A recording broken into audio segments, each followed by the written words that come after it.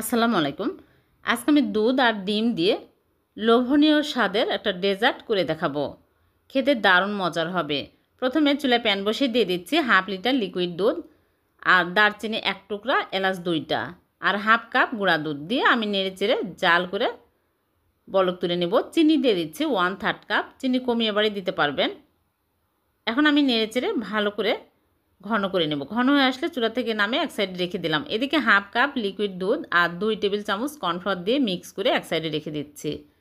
একটা বোলের মধ্যে 3টা ডিমের কুসুম নিয়েছি আর চিনি 3 টেবিল চামচ আর ভ্যানিলা এসেন্স 1 চামচ দিয়ে আমি ভালো করে মিক্স করে নিব। তারপরে ঠান্ডা হয়ে গেছে লিকুইড দুধ দিয়ে দিলাম। দিয়ে আমি ভালো করে মিক্স করে তারপরে চুলার উপরে দিয়ে চুলা অন করে দিয়ে অনবরত নাড়তে থাকবো। যখন বলক উঠে আসবে তখন আমি কর্নফ্লাওয়ার মিশ্রণ দিয়ে দিচ্ছি। দিয়ে নেড়েচেড়ে ঘন করে নেব। যখন ঘন হয়ে আসবে তখনই চুলা থেকে নামিয়ে নিচ্ছি। চুলা থেকে নামিয়ে আমি গ্লাসের মধ্যে তুলে নিচ্ছি, পরিবেশন করে নিচ্ছে।